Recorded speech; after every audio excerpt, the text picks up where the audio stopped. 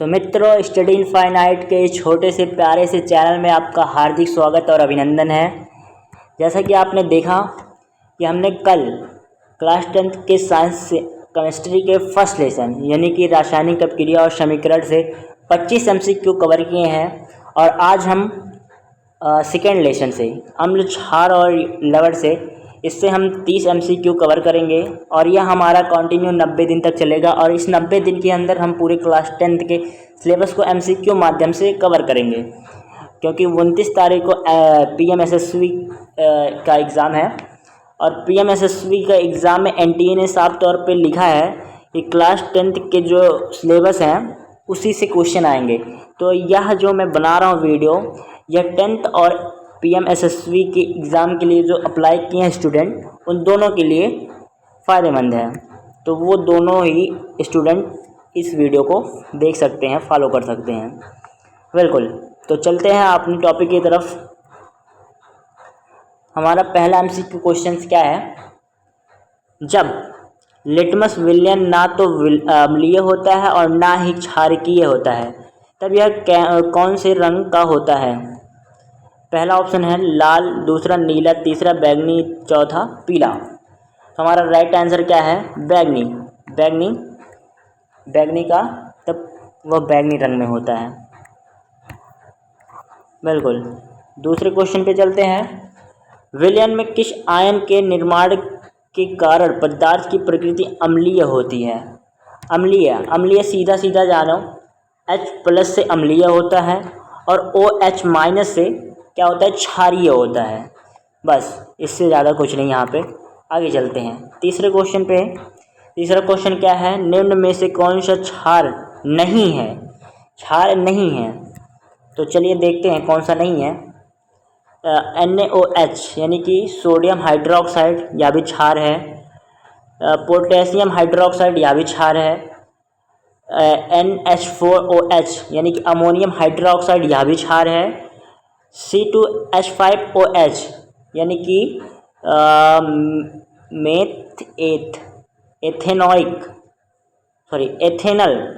Ethanal, इसे ethanol पढ़ेंगे आप। जब कार्बन पढ़ेंगे तो कार्बन में यह टॉपिक मिलेगा। तो यह क्या है? क्षारीय नहीं है। हमारा राइट आंसर क्या है? डी। आगे चलते हैं। शुद्ध जल का pH मान होगा। शुद्ध जल का pH मान सबसे सरल क्वेश्चन है, क्या होगा? 7 होगा। बिल्कुल, चलते हैं आगे अपने नेक्स्ट क्वेश्चन की तरफ। हमारे उदर में कौन सा अम्ल पाया जाता है? उदर बोले तो क्या? उदर क्या है? हमारा स्टमक।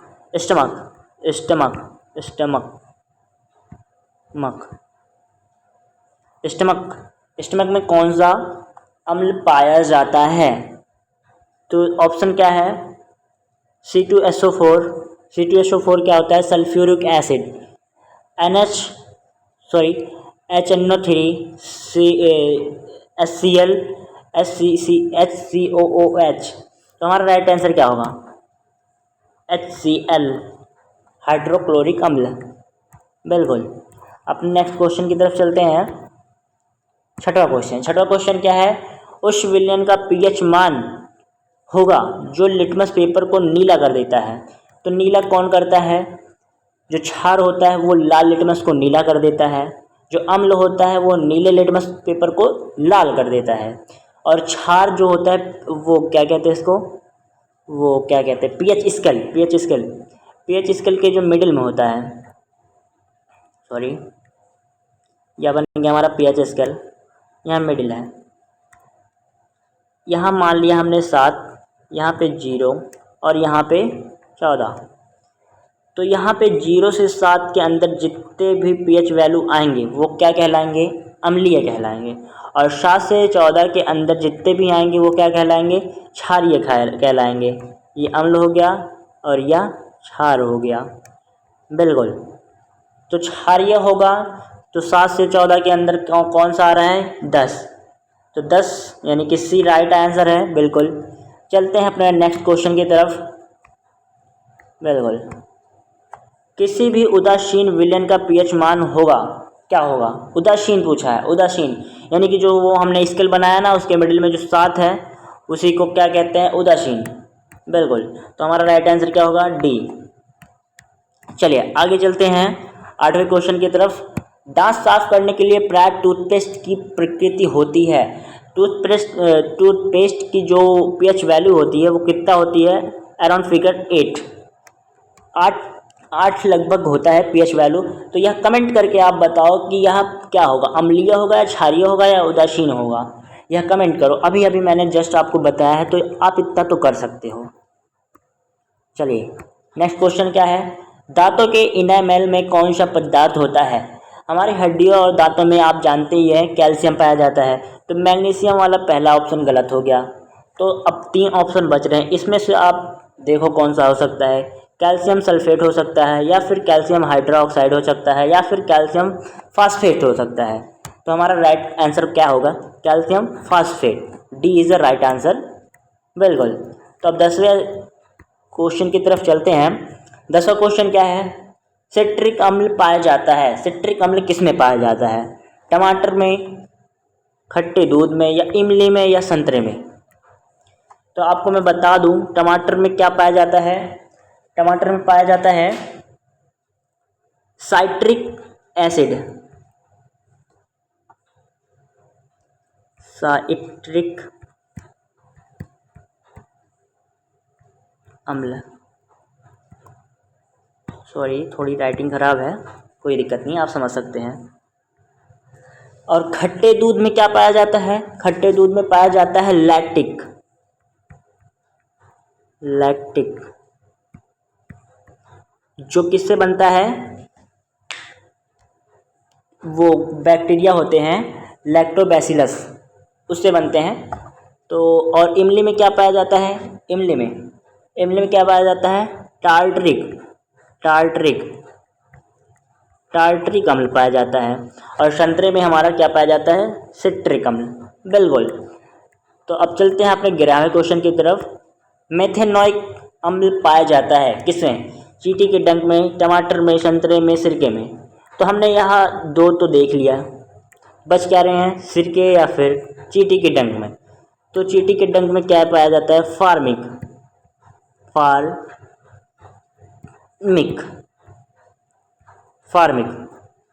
और सिरके में क्या पाया जाता है? इसमें पाया जाता है एसिटिक। तो भाई मेथेनॉइक किस में पाया जाता है? मेथेनॉइक पाया जाता है फार्मिक एसिड को ही लगभग क्या कहते हैं? मेथेनॉइक को ही फार्मिक कहते हैं। तो यानी कि यही चींटी के डंक में, मेथेनॉइक किस में पाया जाएगा? चींटी के डंक में। बिल्कुल। तो अब चलते हैं 12वें क्वेश्चन की तरफ। ऑक्सैलिक अम्ल पाया जाता है किस में पाया जाता है? तो अभी अभी हमने देखा कि टमाटर में कौन सा पाया जा रहा था? साइट्रिक हमने देखा साइट्रिक और इनेमल तो वो दांत वाले में पहुंच गए। साइट्रिक और मैलिक हमने देखा था। तो टमाटर में यह दोनों जो मैंने बताया साइट्रिक और क्या मैलिक, ये लगभग प्रचुर मात्रा में पाए जाते हैं अम्ल। तो और इसके अलावा भी कई ढेर सारे अम्ल पाए जाते हैं, तो जिसमें से एक होता है ऑक्सैलिक अम्ल भी। बिल्कुल। तो हमने संतरे का भी देख लिया था, संतरे का देख लिया, इमली का देख लिया, टमाटर का देख लिया। नींबू में क्या पाया जाता है? सिट्रिक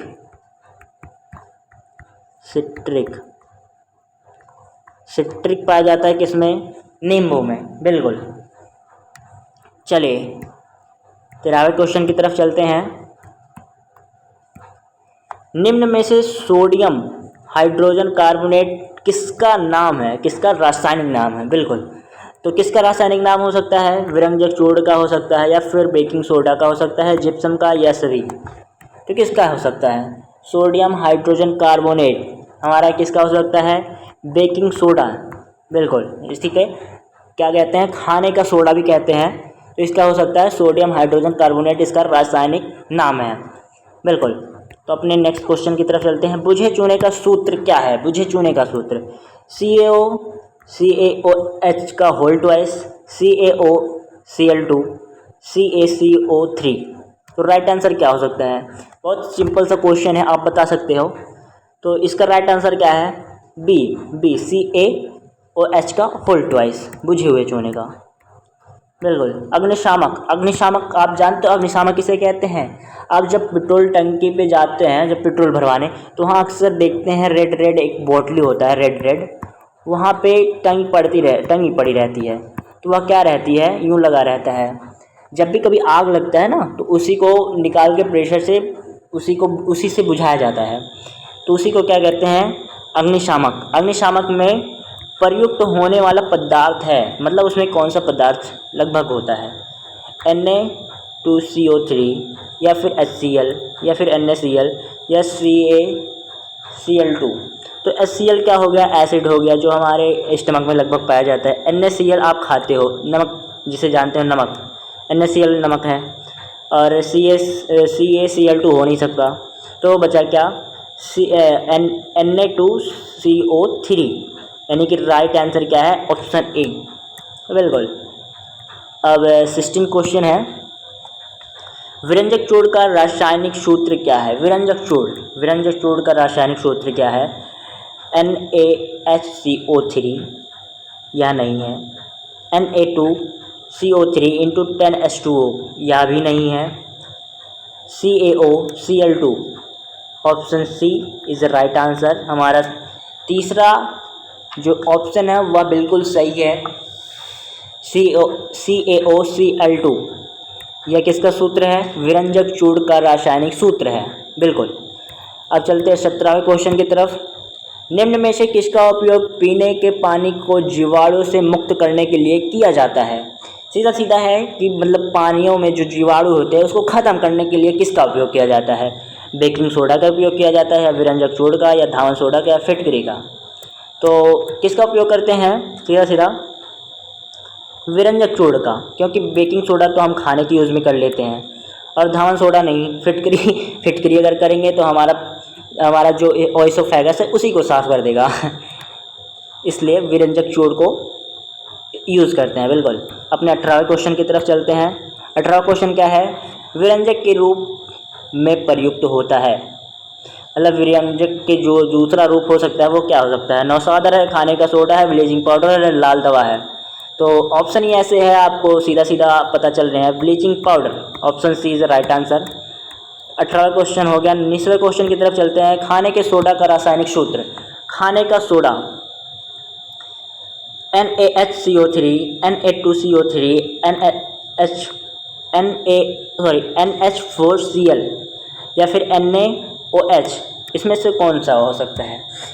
तो हमारा राइट आंसर क्या है? Option A. मैं आपको एक छोटा सा ट्रिक बताऊं। आप जब लिखते हो खाना लिखो, खाना, आप ऐसे ही लिखते हो ना, तो इसमें से जो है तीन लेटर, इसको देख रहे हो, आप उल्टा कर दो, क्या होगा?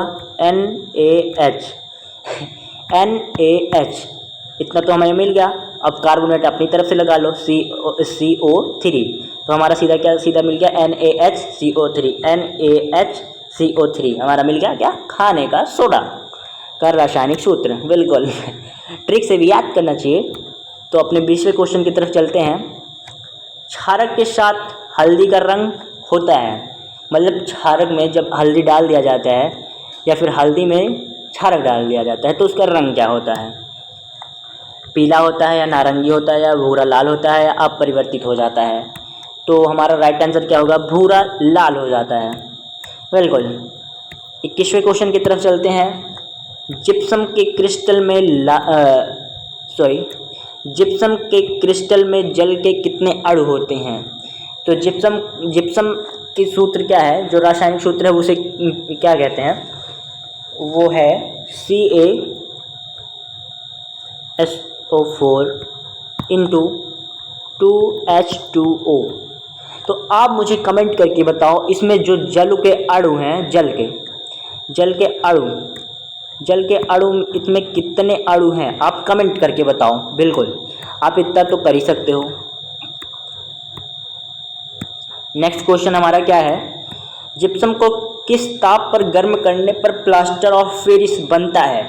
तो हमारा जो क्या था, जिप्सम का भी मैंने सूत्र क्या लिखा, CaSO4 4 इंटू 2H2O।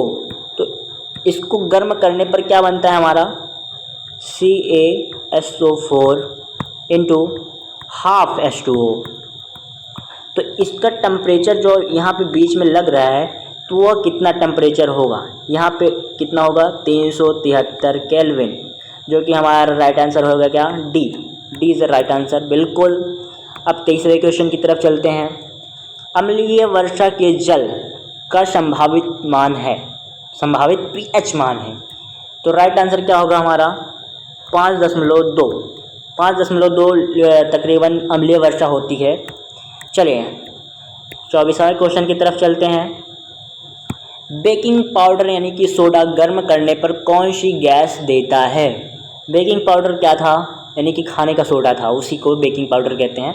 तो हमारा जब उसको गर्म किया जाता है तो क्या बनता है, कौन सी गैस निकलती है, CO या फिर Na2CO3 या फिर CO2 या फिर O2। तो राइट आंसर क्या है CO2 यानी कार्बन डाइऑक्साइड रिलीज होता है बिल्कुल। सही आंसर क्या है सी ऑप्शन। चलिए 25वें क्वेश्चन की तरफ चलते हैं। क्या है, सल्फ्यूरिक अम्ल में अम्लीय हाइड्रोजन परमाणुओं की संख्या कितनी है। सल्फ्यूरिक अम्ल का रासायनिक सूत्र क्या होता है H2SO4। तो इसमें आप बताओ कि हाइड्रोजन के कितने अणु हैं। मैंने आपको बहुत छोटा छोटा टास्क दिया है, आप मुझे आशा है कि आप ज़रूर इसको बताएंगे मुझे कमेंट में। आप इसको बताओ, मैं उसको नहीं सॉल्व करूँगा। चलो 26वां क्वेश्चन है धावन सोडा का रासायनिक सूत्र। धावन सोडा का रासायनिक सूत्र अभी हमने देखा NaSCO3 किसका है, खाने का सोडा है, और Na2CO3 10H2O यह किसका है, यह तो अभी हमने नहीं पढ़ा। CaOCl2 यह किसका है, विरंजक जोड़ का है। NaOH यानी कि सोडियम हाइड्रोक्साइड, यह है सोडियम हाइड्रोक्साइड का, यह विरंजक जोड़ का, यह खाने का सोडा का है। तो बचा क्या हमारे पास Na2CO3 इंटू 10H2O, यानी कि हमारा राइट आंसर क्या होगा बी। धावन सोडा का सूत्र यही है बिल्कुल। अब चलते हैं अपने 27वें क्वेश्चन की तरफ। धावन सोडा की प्रकृति कैसी होती है, अम्लीय होती है, क्षारीय होती है, उदासीन होती है, या ये सभी होती हैं। तो राइट आंसर क्या होगा बी, क्षारीय होती हैं। धावन सोडा का प्रकृति कैसा होता है, क्षारीय होता है बिल्कुल। 28वें क्वेश्चन की तरफ चलते हैं। 28वां क्वेश्चन क्या है, प्लास्टर ऑफ पेरिस का रासायनिक सूत्र क्या है। अभी जब वहाँ पे जिप्सम का हीटिंग पॉइंट आया था तो मैंने आपको बताया था इसका सूत्र क्या होगा। इसको भी आपको कमेंट करना है, मैंने इसमें आपको इससे पहले आंसर क्या दिया था बिल्कुल, यहाँ हो गया। अब 29वें क्वेश्चन की तरफ चलते हैं। क्षारीय विलयन में फिनोल्फिथलीन सूचक का रंग होता है। जब क्षारीय विलयन में फिनोल्फिथलीन का सूचक कैसा होता है, किस रंग में होता है, तो लाल होता है, पीला होता है, नीला होता है, रंगहीन होता है। राइट आंसर क्या होगा लाल या गुलाबी, गुलाबी नहीं है बता रहा हूँ, लाल या गुलाबी दोनों होते हैं बिल्कुल। अब 30वां क्वेश्चन है, अंतिम क्वेश्चन है। मेथिल ऑरेंज का अम्ल में रंग हो जाता है। ऑप्शन ए है लाल या गुलाबी, दूसरा पीला या फिर नीला या लाल या रंगहीन। तो राइट आंसर क्या होगा लाल या गुलाबी। मेथिल ऑरेंज का अम्ल में रंग कैसा हो जाता है, लाल या गुलाबी बिल्कुल। आज हमने क्लास 10th के केमिस्ट्री का सेकेंड लेसन जो अम्ल और क्षार और लवण, इसमें से मुख्यतः 30 MCQ क्वेश्चन कवर कर चुके हैं, और हमने इससे पहले क्लास 10th के केमिस्ट्री का फर्स्ट लेसन में 25 क्वेश्चन कवर कर चुके हैं। अब हम कल फिर से एक नए टॉपिक पर फिर से वीडियो लेके आएंगे। तब तक के लिए जय हिंद, जय भारत।